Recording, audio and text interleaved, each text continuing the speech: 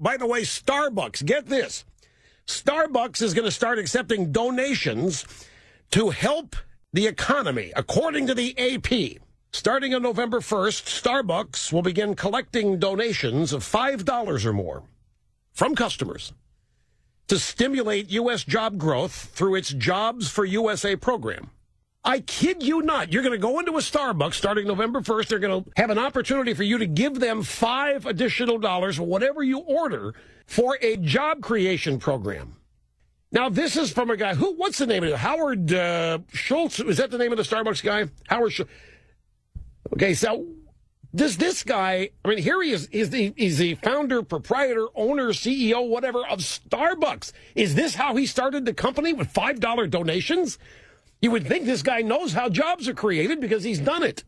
So obviously it's a PR move. $5 for job creation when you go to Starbucks. The best thing he could do is turn off all the electrical outlets and get all the slackers in there out of the store. People in there sitting there drinking 1 cup of coffee every 10 hours while they worry about what's on their computer. Get them out of Starbucks and get them over to the employment office. $5. Why not just send the money to Obama? Why worry about this? Obama knows how to create jobs. Obama's out there. By the way, I know that you're not worse. You're worse off than you were 4 years ago. I know you're not better off. We're going to play an audio soundbite today where he said if that was the case, he's finished. He's a one-termer. He knew it. Ladies and gentlemen, it's official now. All public references to Adolf Hitler are banned unless you compare Hitler to Republicans or Tea Party supporters. You can do that. But if you compare Hitler to Democrats, you are finished. As is the case with Hank Williams Jr. I'll tell you where Hank blew it. The analogy didn't fly because Hitler never played golf. Hitler was a bowler. Did you know that? Hitler was a bowler. He had a secret bowling alley in the bunker. And the reason he kept it secret was, I kid you not, he didn't want to be pestered for endorsements. I kid you not. So, I'm not making it up. The beer endorsements, bowling, he did bowling ball, bowling shoe, bowling equipment endorsements. He kept it quiet that he bowled. But he never played golf. States, get this one, folks, states that borrowed billions from the federal government to keep unemployment benefits flowing through the recession. This is the 99ers. This is the extended unemployment benefits. Wait till you hear this. States that borrowed billions of dollars from the federal government to keep unemployment benefits flowing through the recession now have to start paying those loans back. And you know what they're doing? You know how they're doing it? They are hitting businesses with new assessments and higher taxes to make that happen. In all, 27 states owe the federal government nearly $38 billion. The feds mandated extended unemployment benefits. The states went out and borrowed the money from the feds in order to pay the unemployment compensation extension. And now they got to start paying those loan backs, a total of $38 billion owed by 27 states. The first interest payment on those loans was due Friday and totaled about $1.1 billion.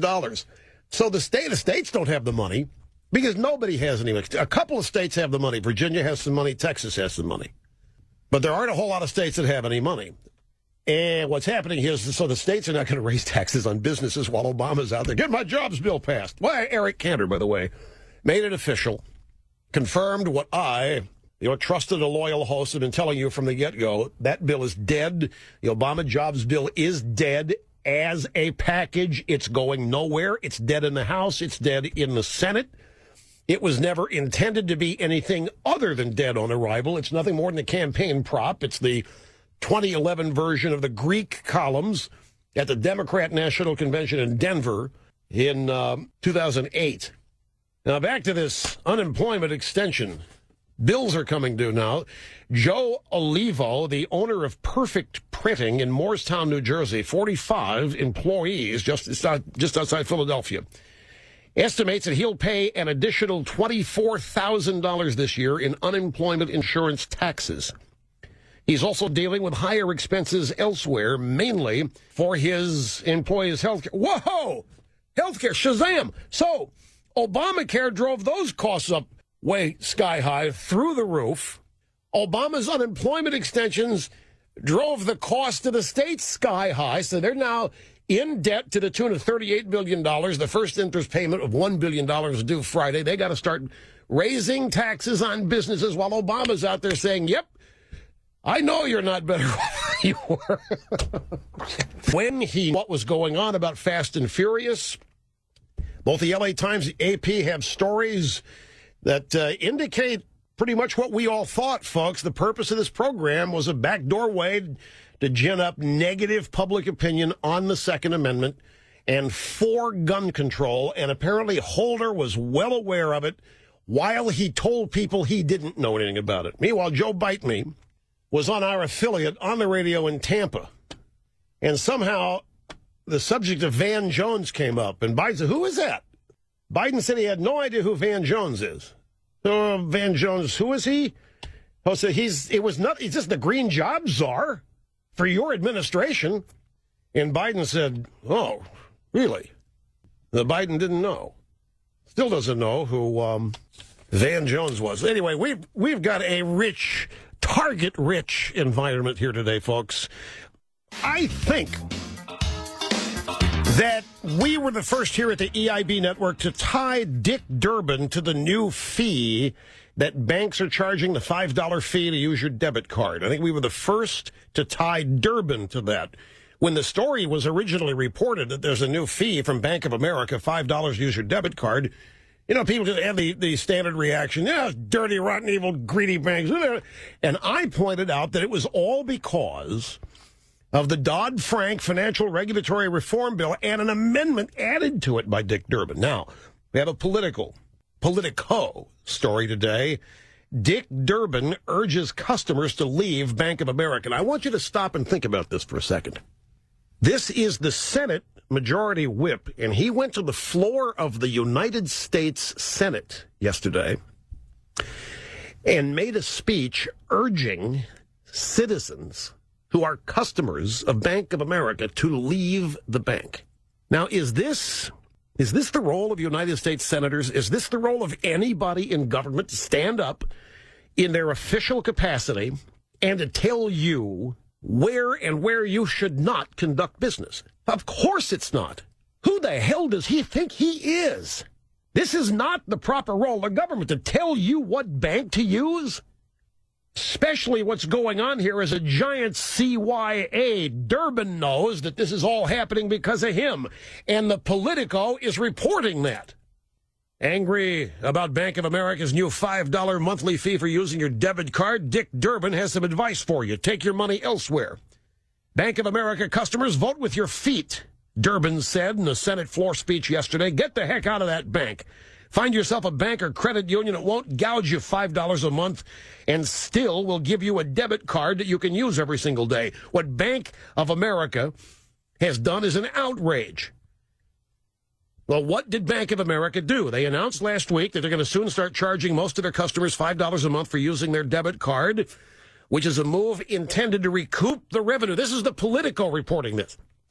A move intended to recoup the revenue that the bank will lose under new federal regulations that went into effect October 1st. Those rules, authored by Durbin, capped the amount of swipe fees which banks can charge retailers for processing debit cards.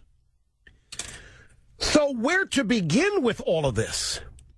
The so-called Durbin Amendment, which was tacked onto the already despicable Dodd-Frank bill at the last minute, is what has caused these fees to increase in the first place. And we're back again to the same old thing, dynamic versus static scoring. These central planners, these people who want to put their nose in your tent, run your life and every business's life, believe that when they issue a dictate, when they issue a new law, that people are just going to sit there and basically bend over and grab the ankles and take the pain. How many times has this kind of thing happened? These people ought to understand that when a new regulation that raises costs is imposed on a business, they're going to find a way to recoup it. It's the only responsible thing for a business to do.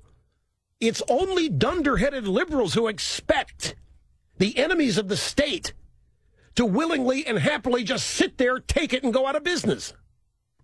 And I mean it. Dick Durbin, the left, Bank of America, most American corporations And most American industries are indeed enemies of the state. You take a look at the Democrat Party enemies list and you'll see what I'm talking about. So who the hell does Dick Durbin think he is? A floor speech in the United States Senate telling Bank of America customers to scram? He's the one responsible for this $5 fee on debit cards. His stupid amendment, he wanted to score big points with consumers by punishing the bank.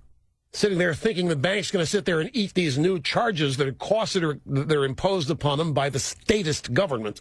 And when that doesn't happen, these guys get all offended like they've somehow been personally ignored. But Dick Durbin, the Durbin Amendment was tacked on to the already stupid Dodd-Frank bill at the last minute, and that's what caused these fees to increase in the first place. So if you object to this new $5 fee, your real target should be to send Dick Durbin home. Your real target should be Dick Durbin. You live in Illinois, Dick Durbin deserves to be defeated. He's the problem here, not Bank of America or any other bank.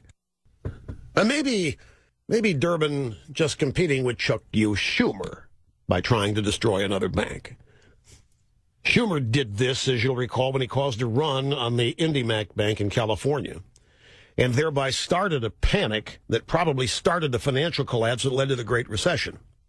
So I think this is just way over the top, is another great illustration of who Democrats are, how they want to literally run every aspect of your life, telling you, trying to create a run on Bank of America. Durbin is the one responsible for this. Blissfully unaware of the unintended consequences of his actions, just downright plain old-fashioned stupid. We'll be back.